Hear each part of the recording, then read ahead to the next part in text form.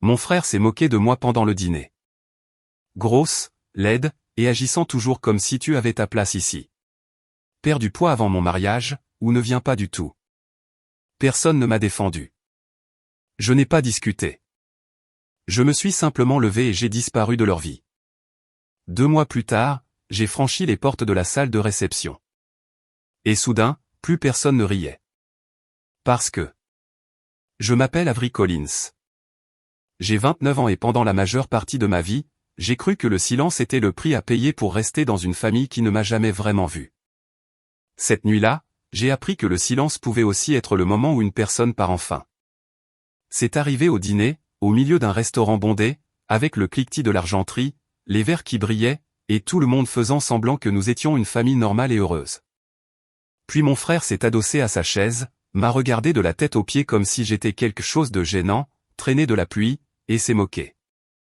Grosse, laide, et agissant toujours comme si tu avais ta place ici. Perds du poids avant mon mariage ou ne viens pas du tout. La table est devenue silencieuse. Pas une seule personne ne lui a dit d'arrêter. Pas une seule personne n'a prononcé mon nom avec gentillesse. J'ai senti ma gorge se serrer, mes paumes devenir froides, et chaque insulte d'enfance que j'avais ravalée est revenue d'un coup. Mais je n'ai pas pleuré. Je n'ai pas supplié. Je n'ai pas fait de scène pour qu'il la transforme en preuve que j'étais dramatique. J'ai simplement posé ma serviette sur la table, je me suis levé, et je suis sorti pendant qu'il restait assis là, figé derrière moi. C'était la dernière fois qu'il voyait l'ancienne Avery. 2 mois plus tard, j'ai franchi les portes du lieu de son mariage, vêtu de noir, tenant la seule chose qui pourrait transformer son jour parfait en un miroir auquel il ne pourrait échapper. Avant de vous raconter ce qu'il a dit, et ce qui s'est passé après ma sortie, dites-moi, quelle heure est-il pour vous en ce moment? D'où regardez-vous? Et quel temps fait-il là où vous êtes? Je suis curieuse de voir jusqu'où cette histoire va voyager. Pendant les premières minutes après avoir quitté ce restaurant, je ne savais même pas où je marchais. Je savais seulement que je devais continuer à avancer avant que mes genoux ne lâchent. Le nom de mon frère était Marcus, et il avait toujours su exactement où appuyer jusqu'à ce que quelque chose en moi se brise. Quand nous étions enfants, il appelait cela des taquineries. Mes parents appelaient cela un comportement de frère et sœur. J'appelais cela survivre. Cette nuit-là, cependant, quelque chose était différent. Il ne s'était pas moqué de mes cheveux, ni de mon travail, ni de mon tempérament silencieux. Il avait regardé mon corps devant tout le monde, devant sa fiancée Vanessa, devant mes parents, devant des étrangers assez proches pour entendre. Et il m'avait dit que j'étais trop dégoûtante pour apparaître sur ses photos de mariage. Le pire n'était même pas sa voix. C'était ma mère baissant les yeux vers son assiette. C'était mon père s'éclaircissant la gorge comme si l'insulte était dérangeante, mais pas inacceptable. C'était le petit sourire inconfortable de Vanessa, le genre de sourire que les gens arborent quand ils veulent que la cruauté passe rapidement pour que le dîner puisse continuer. Je me suis assise dans ma voiture pendant près de 20 minutes par la suite, mes mains verrouillées autour du volant, sans conduire, sans pleurer, respirant simplement à travers une douleur si ancienne qu'elle semblait familière. Mon téléphone a vibré 6 fois. D'abord, ma mère, ne sois pas dramatique. Marcus est sous le stress du mariage. Ensuite mon père, reviens et présente tes excuses pour être parti. Ensuite Marcus, tu as prouvé ce que je disais. Ce dernier message m'a fait un effet étrange. Il ne m'a pas brisé. Il m'a stabilisé. J'ai supprimé l'intégralité de la discussion de groupe familial. J'ai bloqué Marcus. J'ai mis mes parents en sourdine. Ensuite, j'ai conduit jusqu'à chez moi, je suis entré dans mon appartement et je suis resté de longs instants devant mon miroir. J'ai vu le corps qu'ils avaient passé des années à m'apprendre à détester. J'ai vu le visage fatigué d'une femme qui s'était excusée d'occuper de l'espace dans des pièces où elle avait tout à fait le droit de se trouver. J'ai aussi vu le dossier sur mon bureau, celui rempli de croquis que j'avais cachés pendant des années parce que j'avais trop peur de croire qu'ils étaient assez bons. Je travaillais comme assistante aux achats pour une boutique de mariage. Mais en dehors des heures de travail, je dessinais des robes dont personne dans ma famille ne connaissait l'existence. Pas de minuscules robes de taille échantillon pour des mannequins parfaits, mais des robes pour des femmes avec des hanches, des cicatrices, des bras doux, de larges épaules, des vergetures et des histoires. Je créais pour des femmes à qui l'on avait dit qu'elles devaient rétrécir avant de pouvoir être belles. Cette nuit-là, j'ai sorti chaque croquis. Je les ai étalés sur le sol comme des preuves. Marcus me voulait absente de son mariage parce qu'il pensait que je le mettrais dans l'embarras. Alors, je me suis fait une seule promesse. Je ne retournerai pas pour être accepté. Je ne reviendrai que lorsque je ne pourrai plus être ignoré. Le lendemain matin, je n'ai pas commencé une sorte de montage magique de transformation. Je ne me suis pas réveillé soudainement sans peur. Je me suis réveillé gonflé, en colère et épuisé. J'ai ouvert mon ordinateur portable et j'ai regardé fixement un courrier électronique que j'avais ignoré pendant 3 semaines. C'était un appel à candidature pour le Crescent City Bridal Design Showcase, un concours régional pour les créateurs indépendants. La gagnante recevrait un reportage dans un magazine national de mariage, un partenariat de fournisseurs avec 3 lieux de luxe, et la chance de créer pour des événements prestigieux. Mon doigt a survolé le bouton de candidature pendant que chaque voix cruelle dans ma tête me disait que j'étais ridicule. Puis le message de Marcus m'est revenu en mémoire, « Tu as prouvé ce que je disais ». J'ai cliqué sur soumettre avant que la peur ne puisse m'arrêter. Pour le titre de la candidature, j'ai tapé 2 mots, la non-invitée. C'est devenu le début de ma vengeance. Bien qu'à l'époque, cela ne ressemblait pas à une vengeance. J'avais plutôt l'impression de m'extraire d'une tombe de mes propres mains. J'ai appelé mon ancienne amie d'université, Léa, la seule personne qui m'avait jamais dit que mes créations avaient leur place ailleurs que dans mon placard. Quand elle a répondu, je n'ai même pas pu faire semblant d'aller bien. Je lui ai tout raconté. Le dîner, l'insulte, le silence, l'ultimatum du mariage. Pendant un long moment, elle n'a rien dit. Puis elle a dit, « Avery, ne perds pas de poids pour leur mariage. Construis quelque chose de si beau qu'ils devront s'étouffer avec chaque mot qu'ils ont prononcé. » Cette phrase est devenue mon carburant. Non pas parce qu'elle était cruelle, mais parce qu'elle était vraie. Je n'avais pas besoin de punir Marcus en devenant plus petite. J'avais besoin de devenir impossible à rejeter. La première semaine après ma disparition de ma famille a été plus laide que quiconque pourrait l'imaginer. Les gens aiment les histoires où une femme est insultée, rentre chez elle, change de vie et revient radieuse pendant que de la musique joue en arrière-plan. Le vrai changement n'est pas aussi propre. Le vrai changement ressemble à pleurer sur le sol d'une salle de bain parce que vous avez accidentellement entendu la voix de votre frère dans votre tête en essayant du tissu. Cela ressemble à commander le dîner à minuit parce que vous étiez trop épuisé pour cuisiner, puis à vous détester pour être humaine. Cela ressemble à ouvrir votre carnet de croquis et à le refermer aussitôt parce que vos mains tremblent trop pour dessiner. Léa est venue la 3e nuit avec des courses, du café, un mètre ruban, et le genre d'amour têtu qui ne demande pas la permission. Elle est entrée dans mon appartement, a vu les croquis éparpillés partout, et a chuchoté, « Avery, ce ne sont pas des dessins de loisirs. C'est une collection. » J'ai ri parce que je pensais qu'elle était gentille. Elle n'a pas ri.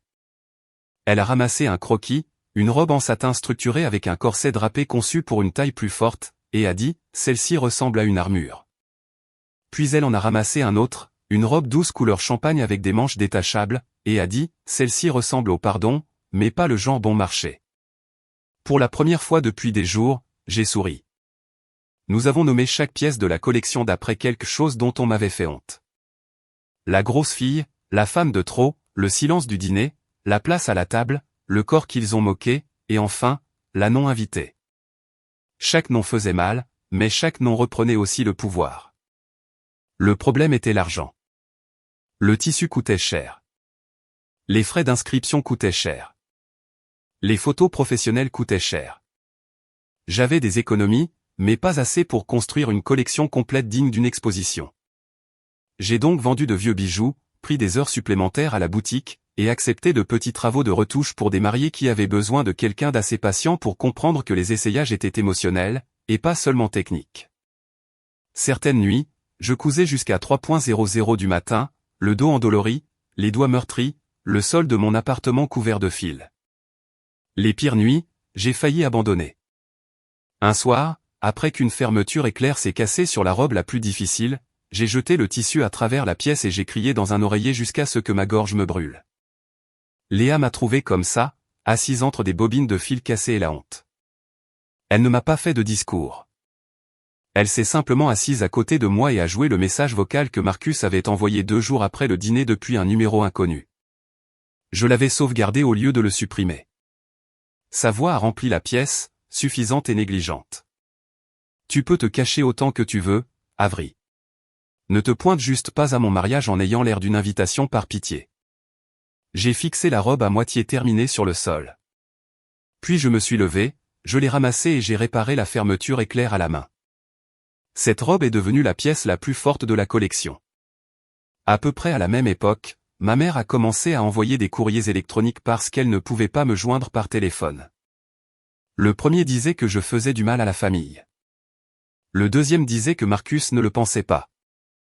Le troisième disait que Vanessa était contrariée que je crée des tensions avant le mariage. Pas une seule fois quelqu'un n'a dit que Marcus avait tort. Pas une seule fois quelqu'un n'a demandé si j'allais bien. J'ai sauvegardé chaque message dans un dossier appelé preuve. Je ne savais pas encore pourquoi j'en aurais besoin, seulement que l'ancienne Avery aurait supprimé les preuves pour les protéger. La nouvelle Avery avait fini de protéger les gens des conséquences de leur propre cruauté. 3 semaines avant l'exposition, quelque chose d'inattendu s'est produit. Une femme est entrée dans la boutique de mariage pour un essayage d'urgence. Son rendez-vous avait été réservé sous le nom de V. Hart, je ne l'ai donc pas reconnue jusqu'à ce qu'elle sorte de la cabine d'essayage. Vanessa, la fiancée de Marcus. Elle s'est figée quand elle m'a vu. Son visage est devenu pâle, puis coupable, puis soulagé, comme si elle avait espéré me trouver dans un endroit qui nous forcerait toutes les deux à bien nous comporter. Elle a chuchoté, « Avery, je ne savais pas que tu travaillais ici. » J'ai dit, « C'est le cas. » C'était tout. Elle a baissé les yeux vers la robe qu'elle avait choisie chez un autre créateur, une robe blanche rigide qui aplatissait ses épaules et pinçait sa taille. Elle ne me ressemble pas, a-t-elle admis. Il y avait de la vulnérabilité dans sa voix, et pendant une seconde, je me suis souvenu qu'elle ne m'avait pas insulté. Elle était simplement restée silencieuse. Mais le silence a aussi un poids. J'ai mesuré son ourlet de manière professionnelle, je n'ai répondu qu'à ce qui était nécessaire, et j'ai refusé de rendre le moment confortable pour elle. Avant de partir, elle a dit, « Je suis désolé pour le dîner. » J'ai levé les yeux de mes épingles et j'ai demandé, « Es-tu désolé parce qu'il l'a dit ou parce que je ne suis pas restée silencieuse après ?» Elle n'a eu aucune réponse. Ce silence m'a tout dit. Plus tard cette nuit-là, elle a envoyé un message à la boutique pour demander si j'étais disponible pour un travail de création privée. J'ai regardé la demande pendant un long moment. Une partie de moi voulait refuser. Une partie de moi voulait dire qu'elle pouvait porter un sac en papier pour ce que j'en avais à faire. Mais ensuite, j'ai vu le nom du lieu attaché à la demande. Marcus et Vanessa allaient se marier à Belle Rivol, l'un des 3 lieux de luxe qui sponsorisaient l'exposition de design. Si je gagnais, mon travail y serait présenté.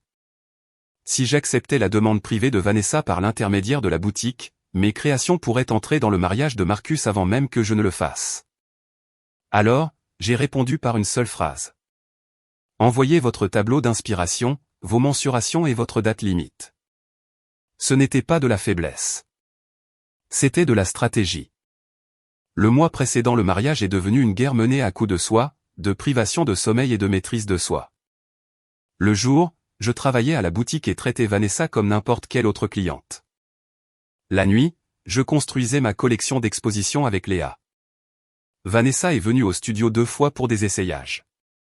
Toujours nerveuse, regardant toujours autour d'elle comme si elle s'attendait à ce que Marcus apparaisse et la surprenne en train de faire quelque chose d'interdit. Elle a admis qu'il ne savait pas que j'aidais pour les retouches et les modifications de design. Il pense que la boutique a assigné quelqu'un d'autre, a-t-elle dit. Je n'ai pas souri. Alors peut-être devrait-il prêter plus d'attention aux femmes qu'il sous-estime. Elle a tressailli, mais elle n'a pas protesté.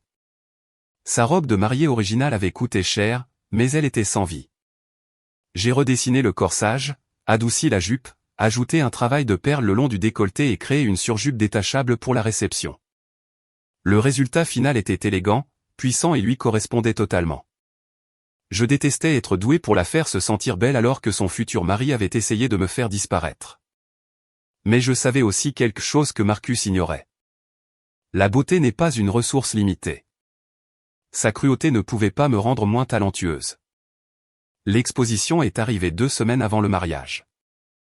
J'ai failli ne pas aller jusqu'au bout.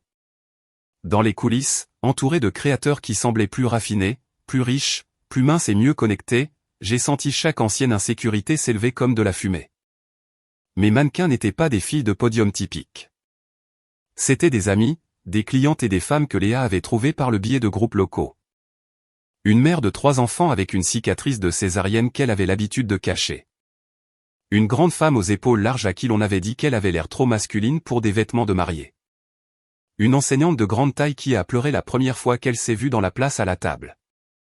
J'avais conçu chaque pièce pour leur corps réel, et non pour des versions imaginaires d'elle-même. 10 minutes avant mon passage sur le podium, j'ai reçu un message texte d'un numéro inconnu avec une photo en pièce jointe. C'était une capture d'écran de la discussion privée du groupe de mariage de Marcus. Quelqu'un avait envoyé une photo de mes anciens réseaux sociaux, une où j'avais l'air épuisé et mal à l'aise lors d'un barbecue familial. Marcus avait écrit en dessous, devinez qui se prend pour une créatrice de mode maintenant. Priez pour que le podium soit renforcé.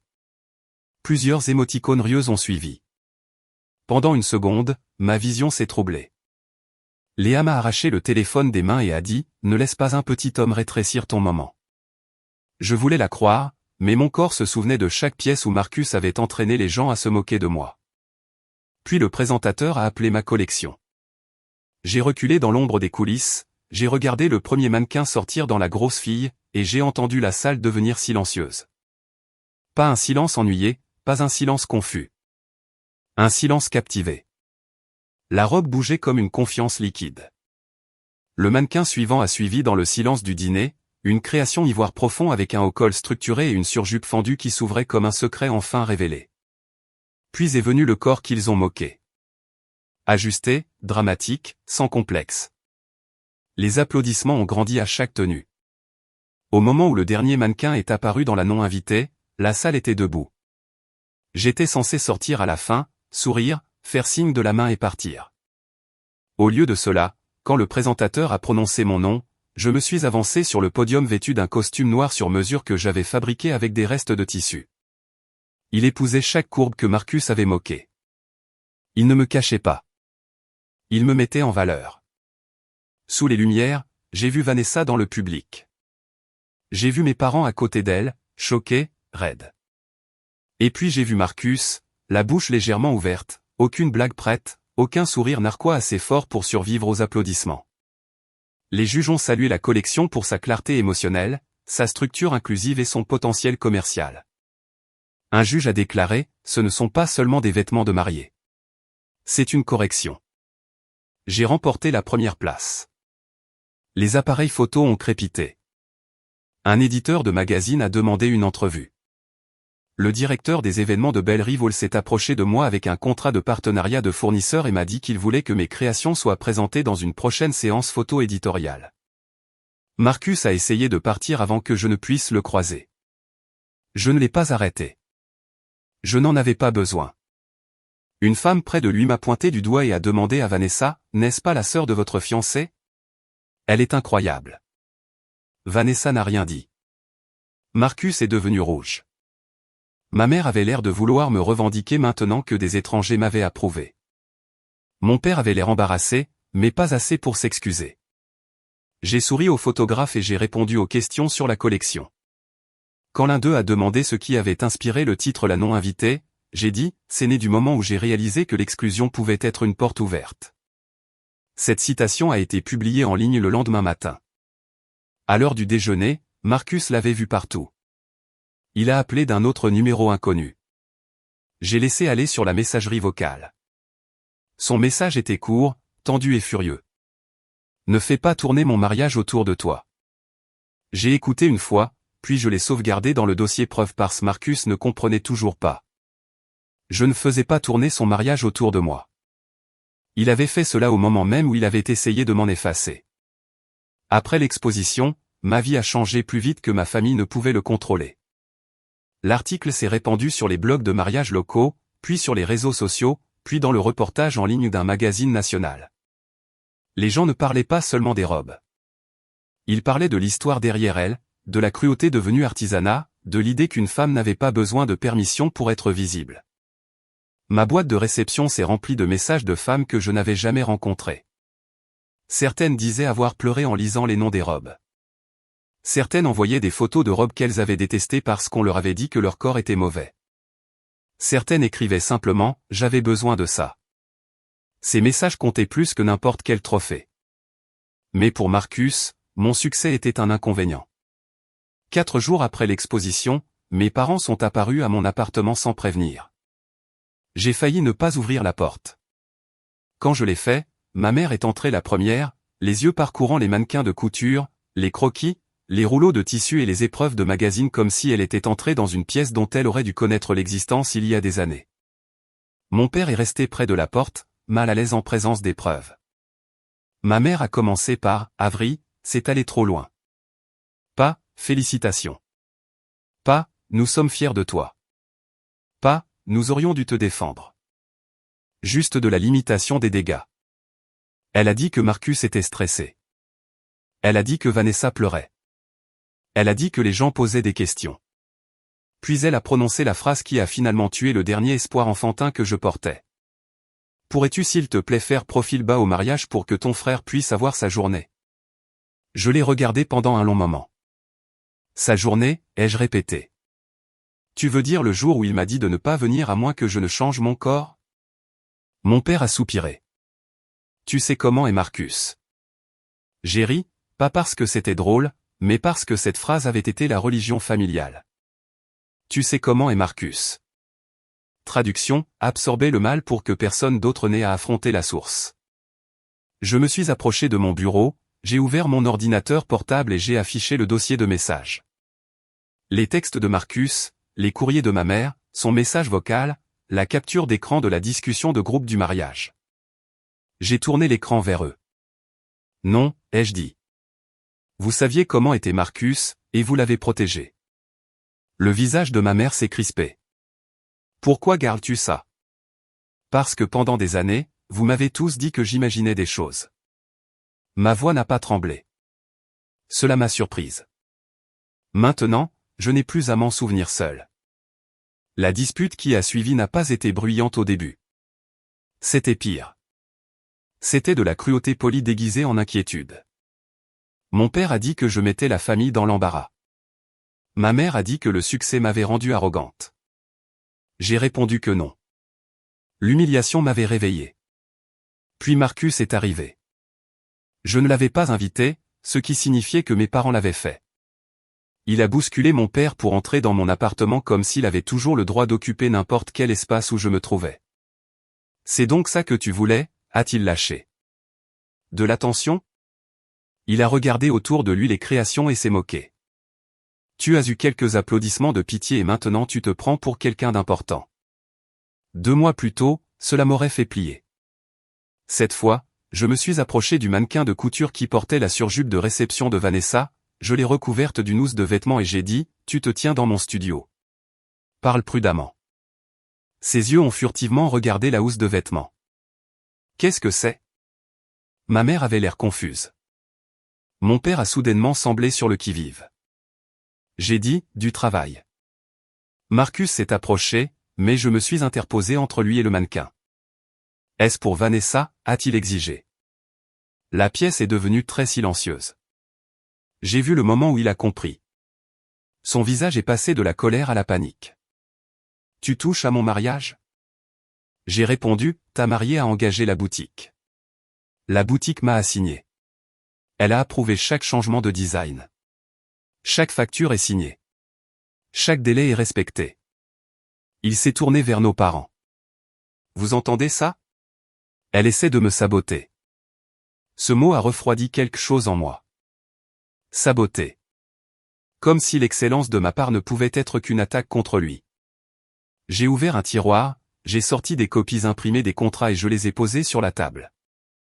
J'ai sauvé la crise de ta robe de mariée pendant que tu faisais des blagues sur le renforcement des podiums. Ma mère a chuchoté, Avery, mais... J'ai levé la main. Non, tu n'as pas le droit d'adoucir ça maintenant. Marcus s'est jeté sur les documents de contrat, mais mon père l'a arrêté, plus par peur du scandale que par moralité. J'ai regardé mon frère droit dans les yeux. Tu m'as dit de perdre du poids ou de ne pas venir à ton mariage. Alors je ne suis pas venu comme ton invitation par pitié. Je suis venu comme la créatrice dont ton mariage avait besoin. Sa mâchoire s'est serrée. Pour la première fois, il n'avait aucun moyen propre de m'insulter sans s'exposer. Tu vas tout gâcher, a-t-il dit. Non, ai-je répondu. Je vais livrer exactement ce pourquoi j'ai été engagé. Si quelque chose est gâché, Marcus, ce sera parce que tu auras enfin montré aux gens qui tu es. Cette nuit-là, après leur départ, mes mains ont tremblé pendant près d'une heure. Pas de faiblesse, de libération. Je n'avais pas crié. Je n'avais pas supplié. Je n'avais pas demandé à être aimé correctement. J'avais simplement dit la vérité et je les avais laissés s'y confronter. Le lendemain matin, Vanessa a appelé. Sa voix était faible. Marcus sait. J'ai dit, je m'en doutais. Elle a hésité. Il veut que j'annule tout ce que tu as touché. Alors annule, ai-je dit. Mais tu dois savoir que le délai de remplacement est dépassé. Le lieu a déjà approuvé la liste des fournisseurs mis en avant, et le photographe du magazine a confirmé la couverture en raison du lien avec l'exposition. Elle a inspiré brusquement. Donc s'il t'annule, il perd l'éditorial. Il perd plus que ça, ai-je dit. Il perd la chance de prétendre que je n'ai jamais fait partie de cela. Vanessa est restée silencieuse. Puis elle a dit, je ne veux pas annuler. C'était la première chose courageuse que j'entendais d'elle. C'était aussi la première fissure dans le mariage parfait de Marcus. Le jour du mariage est arrivé sous un ciel si lumineux qu'il semblait presque irrespectueux envers toute la tension qui régnait en dessous. Je n'y suis pas allé en tant que demoiselle d'honneur. Je n'y suis pas allé en tant que sœur suppliant pour avoir une place. Je suis arrivé par l'entrée des fournisseurs à Belle-Rive avec des housses de vêtements sur un bras, un kit d'urgence dans l'autre, et mon nom imprimé sur le programme officiel, Avery Collins, créatrice de mode nuptiale invitée. Le même lieu où Marcus avait voulu que je n'entre que si je devenais acceptable avait maintenant ma collection exposée dans le hall dans le cadre de leur nouveau partenariat nuptial inclusif. 3 mannequins se tenaient sous des lumières douces, portant des pièces de la non-invitée. À côté d'eux se trouvait une petite plaque avec ma photo, ma citation, et les mots « gagnante du Crescent City Bridal Design Showcase ». Les invités s'arrêtaient pour la lire avant même d'atteindre les portes de la cérémonie. Certains m'ont reconnu quand je suis passé. Une demoiselle d'honneur a chuchoté, c'est elle. Une autre a dit, elle a conçu la tenue de réception de Vanessa. J'ai gardé un visage calme, mais à l'intérieur, quelque chose de féroce et de silencieux se tenait plus grand. Dans la suite nuptiale, Vanessa était pâle et nerveuse. Sa robe lui allait parfaitement. Quand elle s'est vue entièrement habillée, elle a touché le travail de perles à son décolleté et a pleuré. Pas les pleurs dramatiques que les gens exécutent pour les caméras. De vraies larmes. Je me sens moi-même, a-t-elle chuchoté. Je voulais la détester. Cela aurait été plus facile. Mais regarder une femme se voir clairement est sacré, même quand elle vous a déçu. Je lui ai tendu un mouchoir et j'ai dit, alors souviens-toi de ce sentiment quand les gens essaient de te rendre plus petite.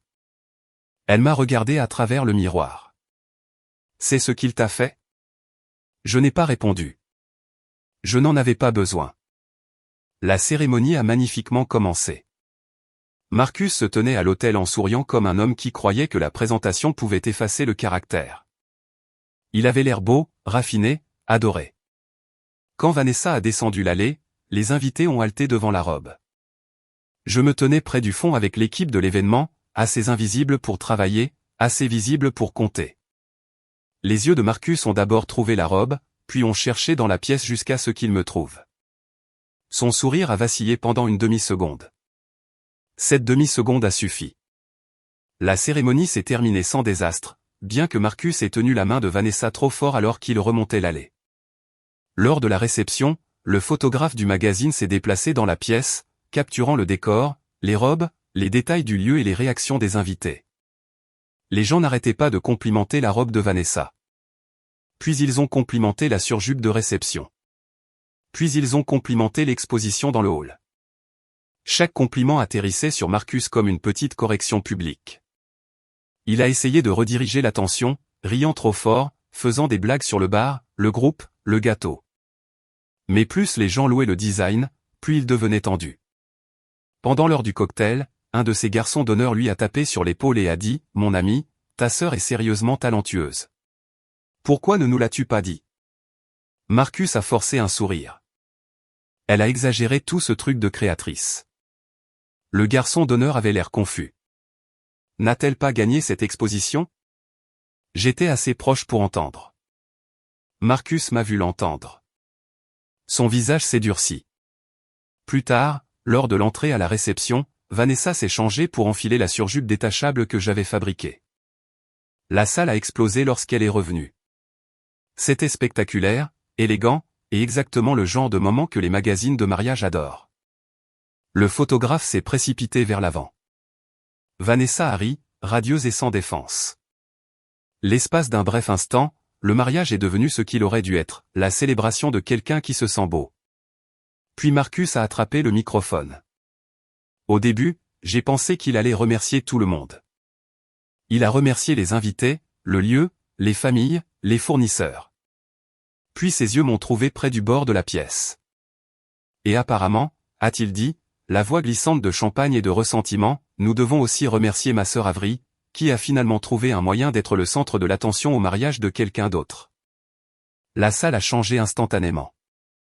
Des rires ont commencé dans quelques coins, incertains et nerveux. Le visage de ma mère est devenu blanc. Vanessa s'est tournée vers lui lentement.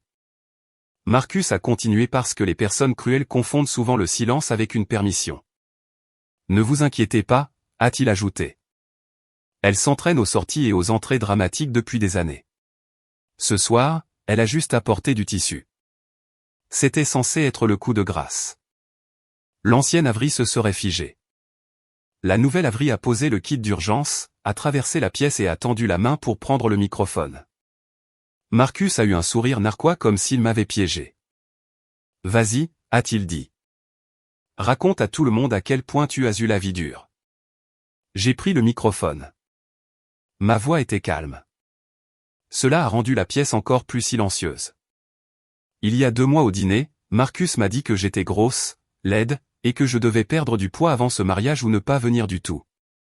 Un murmure de stupeur a traversé la pièce comme du vent à travers du verre. Le sourire narquois de Marcus a disparu. Personne à cette table ne m'a défendu, ai-je continué. Alors, je suis parti. J'ai participé à une exposition de design. J'ai construit une collection pour les femmes à qui l'on a dit que leur corps était des problèmes à régler avant de mériter la beauté. Cette collection a gagné. Grâce à cette victoire, ce lieu a noué un partenariat avec moi. Grâce à ce partenariat, ce mariage a reçu l'attention éditoriale dont Marcus s'est vanté toute la semaine. Je me suis tourné vers Vanessa, non pas cruellement, mais clairement. Et parce que Vanessa a fait confiance à mon travail, elle se tient ici dans une robe qui a été faite pour l'honorer, et non pour la contrôler. Marcus a tendu la main vers le microphone, mais j'ai reculé. Je ne suis pas venu ici pour gâcher ton mariage. Je suis venu ici pour faire mon travail. Mais si tu humilies les gens en public, tu n'as pas le droit de choisir quand la vérité devient publique, elle aussi. La pièce était d'un silence de mort. Puis quelqu'un a commencé à applaudir. Ce n'était pas Léa. Elle était près du bar avec des larmes dans les yeux. Le premier applaudissement est venu de la grand-mère de Vanessa, une minuscule femme en chaussures argentées qui avait tout regardé avec une attention de faucon. Puis un autre invité s'est joint à elle. Puis un autre. Ce n'étaient pas des applaudissements sauvages. C'était pire pour Marcus. C'était respectueux, délibéré, un verdict. Vanessa a pris le microphone de ma main, pas de la sienne. Elle a regardé Marcus et a dit, « Est-ce vrai ?» Il a essayé de rire. Mon amour, elle déforme les choses. La voix de Vanessa s'est brisée, mais elle n'a pas détourné le regard. Est-ce vrai? Il n'a rien dit. Ce silence était la réponse. Le photographe a baissé son appareil photo. Le groupe a arrêté de faire semblant d'accorder les instruments. Le nouveau beau-père de Marcus s'est levé de la table d'honneur, l'expression froide. Marcus a regardé autour de lui pour chercher de l'aide et n'en a trouvé aucune. Ma mère fixait ses genoux. Mon père avait l'air plus vieux que je ne l'avais jamais vu. Pour la première fois de notre vie, il y avait une pièce pleine de témoins, et Marcus ne pouvait pas faire de moi le problème. Vanessa est sortie de la salle de réception. Marcus a suivi, puis s'est arrêté quand son beau-père s'est mis en travers de son chemin. J'ai rendu le microphone à l'organisatrice et j'ai ramassé mon kit d'urgence. Léa est venue à mes côtés et a chuchoté, « Ça va ». J'ai regardé l'exposition dans le hall, les femmes qui lisaient mon nom, la famille qui m'avait un jour fait me sentir comme une chaise en trop à leur table. Pas complètement, ai-je dit. Mais je suis libre. La réception ne s'est pas effondrée d'un coup. Ce serait trop simple. La musique est finalement revenue, plus douce qu'avant. Les invités chuchotaient en petits groupes. Vanessa est revenue sans Marcus pendant près de 20 minutes, a parlé à sa mère, puis a de nouveau disparu. Marcus a passé la majeure partie de sa propre réception dans une pièce adjacente, se disputant d'une voix que tout le monde faisait semblant de ne pas entendre. À la fin de la nuit, l'image du marié parfait qu'il avait peaufiné pendant des mois était irrémédiablement brisée, et tout ce que j'avais fait, c'était de dire la vérité. Les conséquences n'ont pas été douces. Cela a son importance parce que les gens veulent toujours que la douleur se termine proprement une fois que la vérité éclate. Ils veulent que la personne cruelle pleure, s'excuse et devienne gentille par le deuil. Ils veulent que la famille se réunisse en cercle, admette tout et guérisse avant le dessert. Les vraies conséquences sont plus lentes, plus laides et plus difficiles à enjoliver. Marcus et Vanessa ont quand même quitté les lieux mariés, mais pas heureusement. Leur lune de miel a été reportée dans les 48 heures. La raison officielle était le stress familial. La raison privée, selon un message que Vanessa m'a envoyé plus tard, était qu'elle avait besoin de temps pour décider si elle avait épousé un homme ou une performance. Le magazine n'a pas publié l'incident du microphone parce que je leur ai demandé de ne pas transformer le mariage de Vanessa en un article de commérage. Mais l'éditeur a quand même publié le reportage sur le mariage. Le gros titre s'est concentré sur la robe, le lieu et la créatrice dont la collection inclusive était passée du rejet à la reconnaissance. Mon nom était partout où Marcus voulait que le sien soit. La punition la plus cruelle pour lui n'était pas le scandale. C'était de regarder les gens admirer la femme qu'il avait essayé de rendre invisible. Ces garçons d'honneur savaient. La famille de Vanessa savait. Mes parents savaient. Les invités du mariage savaient. Et le plus douloureux pour Marcus, sa nouvelle belle famille savait. Il avait passé des mois à se présenter comme charmant, discipliné, raffiné, le genre d'homme digne de respect. Dans un discours ivre et plein de ressentiment, il leur avait montré la pourriture en dessous. Son beau-père a retiré une recommandation sur laquelle Marcus avait compté pour une opportunité commerciale. 2 amis ont cessé de retourner ses appels. Vanessa a emménagé dans la chambre d'amis pendant un moment. Ma mère a appelé 3 jours après le mariage. J'ai failli ne pas répondre, mais la curiosité l'a emporté. Elle a pleuré, bien que pas de la manière dont j'avais rêvé autrefois. Elle a pleuré parce que la famille donnait une mauvaise image. Elle a pleuré parce que les gens parlaient. Elle a pleuré parce que Marcus était en colère contre elle de ne pas l'avoir défendue. Quand elle a finalement dit « Je suis désolée », j'ai demandé « Pourquoi ?» Elle s'est tue. J'ai laissé le silence s'étirer. Puis elle a dit « Pour ne pas l'avoir arrêté ». C'était un début, mais pas suffisant. Je lui ai dit « Tu n'as pas seulement échoué à l'arrêter. Tu m'as appris à l'accepter. » Elle a commencé à protester, puis s'est arrêtée. C'était nouveau. Mon père a envoyé un message une semaine plus tard. C'était court, maladroit, et clairement réécrit plusieurs fois. J'aurais dû parler. J'ai honte de ne pas l'avoir fait. Je l'ai lu 2 fois. Je ne me suis pas précipité pour le réconforter. Leur honte leur appartenait. J'avais porté assez de choses qui n'étaient pas à moi. Marcus ne s'est pas excusé. Pas vraiment. Il a envoyé un message texte depuis le téléphone de Vanessa après qu'elle l'eût forcé à me débloquer. Il disait « Je n'aurais pas dû le dire comme ça ». J'ai fixé les mots et j'ai ri doucement. Pas parce que c'était drôle, mais parce que même à ce moment-là, il pensait que le problème était la formulation. J'ai répondu « La cruauté n'était pas dans la façon dont tu l'as dit. La cruauté était que tu le croyais. » Puis je l'ai bloqué à nouveau. Des mois ont passé. Mon travail de création s'est développé. Belle Rivol est devenu mon premier partenaire majeur de lieu de réception. La collection La Non Invitée a conduit à des commandes sur mesure de mariés qui ne s'étaient jamais sentis les bienvenus dans les espaces nuptiaux. J'ai embauché Léa comme directrice créative parce que certaines amitiés ne sont pas des systèmes de soutien. Ce sont des fondations. Nous avons ouvert un petit studio avec de larges miroirs, des chaises confortables, du café fort, et une règle écrite sur une carte encadrée près de la cabine d'essayage, vous n'avez pas besoin de rétrécir pour être digne de beauté. Des femmes ont pleuré dans cette cabine d'essayage. Elles ont ri, aussi. Des mères se sont excusées auprès de leurs filles. Des mariés se sont vus sans tressaillir. Chaque fois que cela arrivait, je pensais à cette table de dîner et à la version de moi qui s'était levée avec des mains tremblantes. J'aurais aimé pouvoir retourner en arrière et lui dire qu'elle ne s'éloignait pas de sa famille. Elle marchait vers elle-même. Vanessa est venue au studio 6 mois après le mariage. Elle portait toujours son alliance, mais elle avait l'air différente. Fatiguée, oui, mais plus lucide. Elle m'a dit qu'elle et Marcus suivaient une thérapie de couple. Elle a dit qu'elle ne savait pas s'ils allaient durer. Puis elle a dit quelque chose auquel je ne m'attendais pas. Quand tu as parlé dans ce microphone, j'étais en colère au début. Embarrassé. Mais plus tard, j'ai réalisé que je n'étais pas en colère parce que tu avais gâché quoi que ce soit.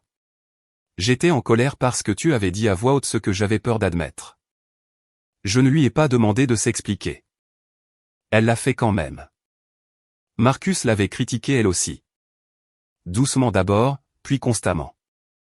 Ses choix de robe, son rire, ses amis, sa nourriture. Il faisait passer cela pour une amélioration.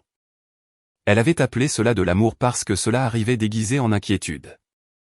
J'ai écouté non pas comme sa sauveuse, non pas comme son ennemie, mais comme une femme qui comprenait le coup de confondre le contrôle avec la bienveillance. Avant de partir, elle a touché la règle encadrée près de la cabine d'essayage et a dit « J'aurais aimé lire ceci avant de l'épouser ». J'ai dit « Lisez-le maintenant ». Ma relation avec mes parents est devenue distante mais honnête. C'était mieux que proche et fausse. Nous avions des dîners occasionnels, mais jamais sans limite. Si Marcus venait, je ne venais pas.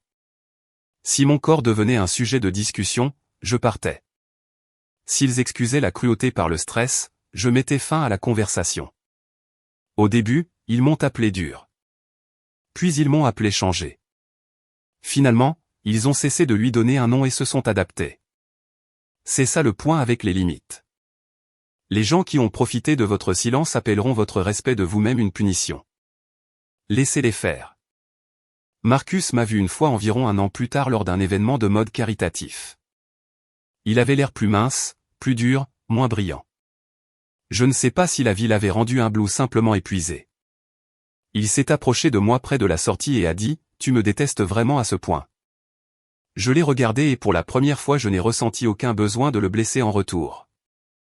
Non, ai-je dit. C'est juste que je ne m'aime plus aussi peu désormais. Il a dégluti comme si la phrase faisait plus mal qu'une insulte. Peut-être que c'était le cas. La haine nous aurait gardés liés ensemble. L'indifférence a coupé la corde. Alors que je quittais cet événement, des appareils photo ont crépité derrière moi pour quelqu'un d'autre. La musique se déversait par les portes, et mon téléphone a vibré avec un message de Léa au sujet d'une nouvelle mariée qui voulait une robe nommée la place à la table. J'ai souri, non pas parce que j'avais détruit Marcus, mais parce qu'il avait échoué à me détruire. C'était la vengeance que personne ne pourrait m'enlever.